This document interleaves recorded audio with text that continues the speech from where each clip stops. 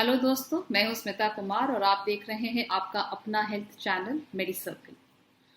दोस्तों, जिस तरह से साइंटिस्ट ने कोविड की वैक्सीन एक साल के अंदर डेवलप कर ली, काश ऐसा होता कि सभी बीमारियों के वैक्सीन होते और इस तरह से हम कई जिंदगियां बचा सकते थे। क्योंकि अभी भी ऐसी कई बीमारियां हैं जिनका इलाज ही संभव नहीं है। उस केस में सिर्फ वैक्सीन एक तरीका है जिस तरह से उस बीमारी को रोका जा सकता है और मौत के आंकड़ों को कंट्रोल किया जा सकता है। आपने HIV और एड्स का नाम जरूर सुना होगा। HIV और एड्स से रिलेटेड कुछ फैक्ट्स मैं आपके सामने रखना चाहूंगी। 2019 के आखिर तक अप्रॉक्स 38 मिलियन यानी 38 मिलियन लोग HIV के साथ जी रहे थे। WHO के अनुसार HIV एक ग्लोबल पब्लिक हेल्थ इश्यू बन गया है जिसने लगभग अब तक 33 मिलियन यानी 33 मिलियन लोगों के जीवन का अंत कर दिया है। करीब 6,90,000 लोग HIV के कारणों से 2020 में और 1.5 मिलियन लोग HIV से नए संक्रमित थे। साल 2020 में दुनिया भर में करीब 27.4 यानी 27.4% मिलियन HIV पॉजिटिव लोग 8 थेरेपी ले रहे हैं, 8 जिसे एंटी रेट्रोवायरल थेरेपी भी कहते हैं। लोगों के मन में इस बीमारी को लेकर के अलग अलग धारणाएं बनी हुई हैं। ये बीमारी कई सालों से है लेकिन अभी तक हम इसका कोई भी इलाज नहीं ढूंढ पाए हैं। तो क्या अभी भी ये बीमारी इतने साल होने के बाद भी मौत का पैगाम लेकर आती है, या हमारे साइंटिस्ट और एमिनेंट डॉक्टर्स ने कोई ऐसा तरीका ढूंढ निकाला है जिससे हम एड्स को मात दे सकते हैं, हरा सकते हैं।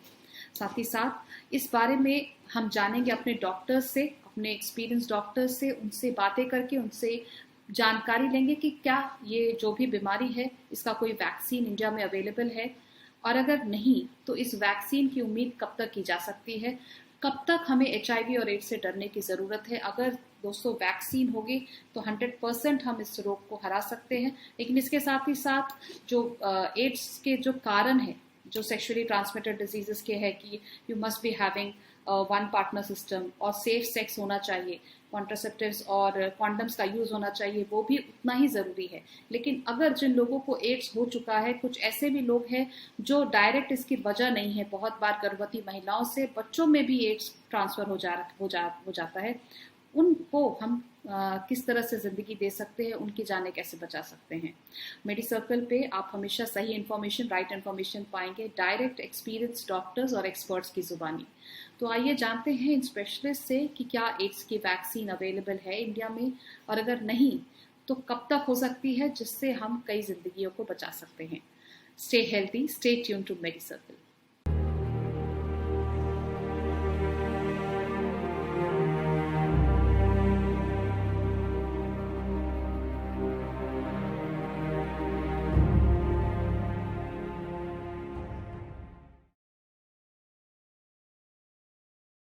Developing vaccines is not easy.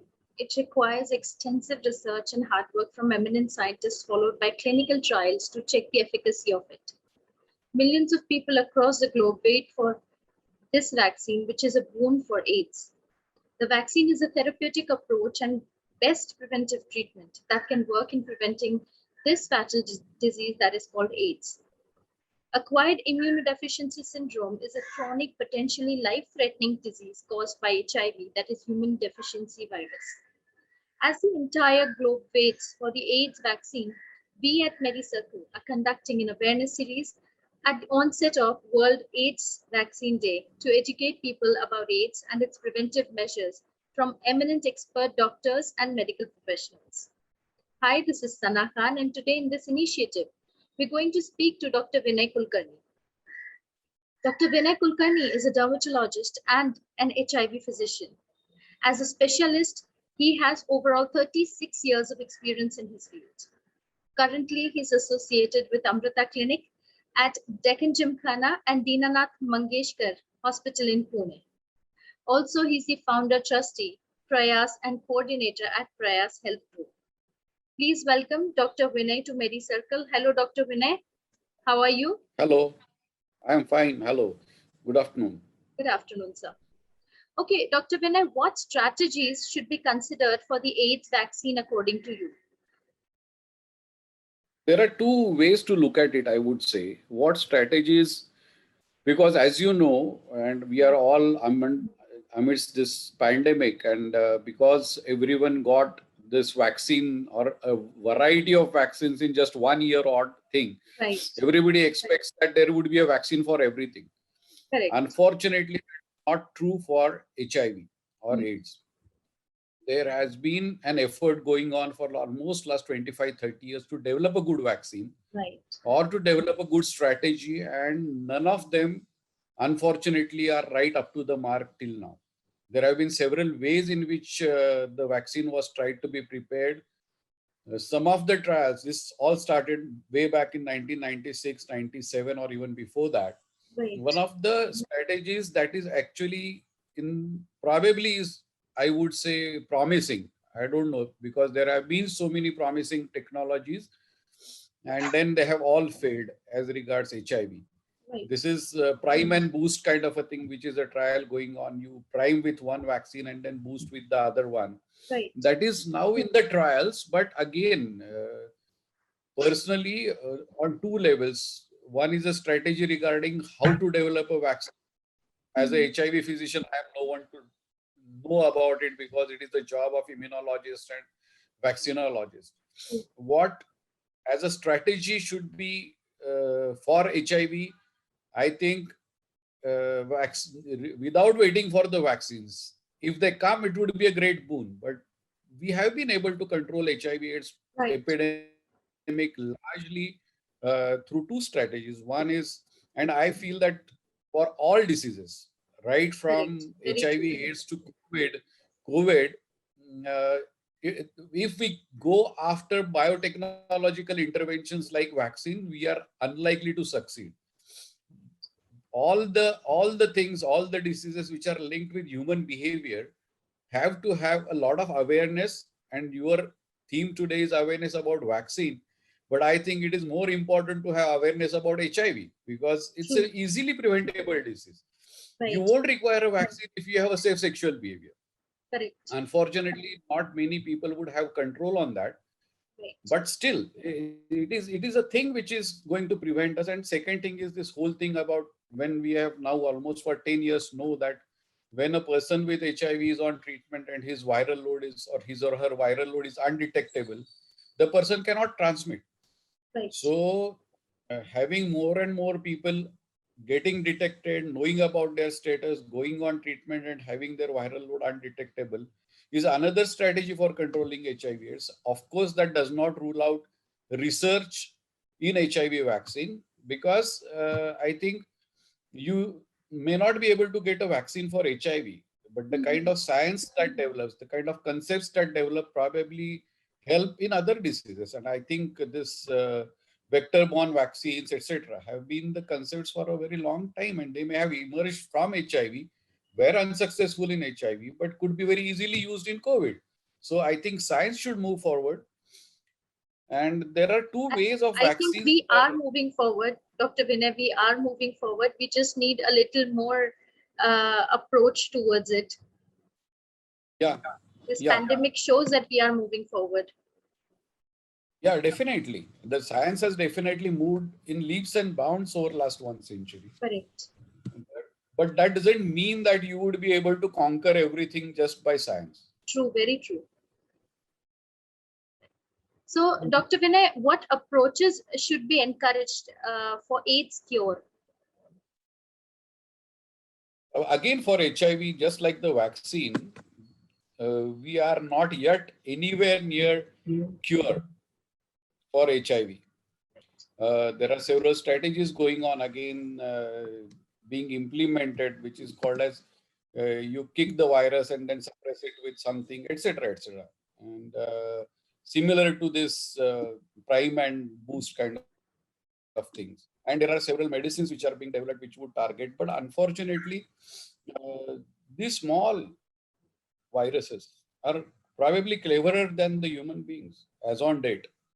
And there is not insight, but I feel, and that is what we have been telling thousands of our patients, is why talk only of cure for HIV/AIDS? We have so many other diseases for which you would require a lifelong treatment. No one would like to have a lifelong treatment even for hypertension or diabetes. Why? True, very true. If someone gives me a shot of something and cures my diabetes, I would be happy. But then we have so many diseases for which we take lifelong treatment. This treatment is not very complex. There are many times it is just one tablet a day. And on top of that, this is available free in the government program. So it is not very expensive also. Even if you take it in the private, it is not extremely expensive. And now it is only again behavior that you have to take that tablet every day, keep your viral load suppressed. And some 15 years ago, we would be saying that one would have a good quality life. Now we say that, well, you would be having a normal life. You would be living as long as you would have otherwise lived with HIV. So I think we should move forward to looking at strategies for cure, for vaccine. And I was going to talk about vaccines in two ways. There are vaccine, our mind is always a preventive vaccine. Right. Prevention from infection. There are some people who are trying also, which are called as therapeutic vaccines. Like, for example, you take the vaccine, even if you are exposed to HIV, you take the vaccine, you will never develop AIDS, which means you would never require treatment for a long time. You can survive without it. So those are also being tried so that you require minimum of medicines. But most of our patients are doing very well on their treatment. And so if anybody, any doctor has on the platform is treating HIV or any other person who is interested and is listening to that, everyone who feels that one could be infected with HIV or not should get tested, should approach a good physician and just go on treatment. That would solve a lot of your problems. And Dr. Vinay, how important is the body's immune response to AIDS? For any infection, body's immune response is, of course, important. The difference between other diseases and HIV is that HIV or human immunodeficiency virus basically attacks your immune system itself. Okay. That's the basic difference. For any other infection, if it's targeting other organ, and then your body immunity is fighting against that, and some person does not have immunity, would have a severe disease. But the problem with HIV itself is HIV attacks the immune system itself, and that's why it is called an immune deficiency virus. Right. We are not calling SARS-CoV-2 as an immune deficiency virus. It doesn't cause immune deficiency. If the person doesn't have immunity, would have a severe disease. Or a person has a very different kind of a immunological response, he would have a different disease. But in case of HIV, because these viruses attack the CD4 cells, lymphocytes, which govern your immunity, if you are left untreated, your immunity is going to go down. Okay. But how do we maintain that immunity? The two things. One thing is that don't allow the virus to kill your lymphocytes. Okay. So take your medicines. Medicines would take care of the virus, and your CD4 white cells would be normal. If your CD4 white cells are normal, your immunity would be normal. And what is the number you would suggest for CD4 this thing?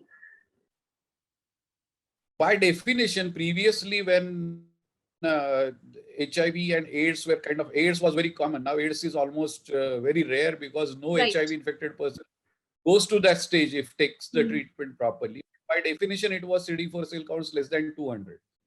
Less than 200. Is called advanced immunodeficiency. Okay. That would be AIDS. Okay. Now, but majority of the patients, if they're diagnosed early, would have a very good CD4 count above 500, 800, and with this treatment, it would be maintained at level. So in that sense, their immunity would be maintained anyway. Right. Those who would get diagnosed very late in the stage, what we call as AIDS or advanced HIV disease, as we don't even call it as AIDS, when the CD4 counts are less than 100, 200, they have other opportunistic infections, and it might take some time for the body to recoup. It may not recoup to the best possible level, but once it goes about 200, 250, 300, probably they have a very good quality of life. Of course, it can reach up to 800,000 also.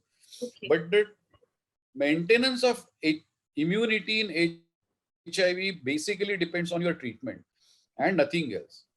And second thing is, if you are HIV positive or even if you are not, there are just 4, I think, basic principles of having good immunity. And I don't believe in any immune boosters. I feel there is nothing like an immune booster. Everything is humbug. If everybody is selling all medicines which say that it boost immunity, are just for a marketing thing. Good diet, balanced diet, what we call as a complete diet, which would have everything: proteins, carbohydrates, fats, and vitamins, and minerals, and micro minerals, etc. Second thing is adequate exercise every day, whatever you can do, keeping fit. Third thing is having peace of mind. And people with HIV have to deal with a lot of social stigma and discrimination and kind of things that can lead to a lot of psychological stress. Children with HIV are worried about their marriages, relationships, etc. People are worried about disclosures, having babies, etc. Fortunately, stigma is reduced quite a bit when people know that people are just like anyone else, but it is still there. And so having peace of mind. And the fourth thing is trying to avoid things which would harm your body, addictions. So anything that would keep you fit, do it. If anything beyond this, I don't think there are any other principles which actually boost your immunity in that sense. Now, for exercise, you can do yoga, you can do pranayama, you can do aerobics if you believe in it. But if something claims that we do this and our immunity gets boosted, will increase your CD4 count or something like that, I think it doesn't happen. It is all basically your constitution, of course, genetics. Right. So staying healthy and keeping your immunity strong is the basic necessity. Yeah. Right.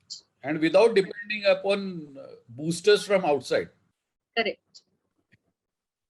So Dr. Vinay, how is AIDS a universally fatal diagnosis?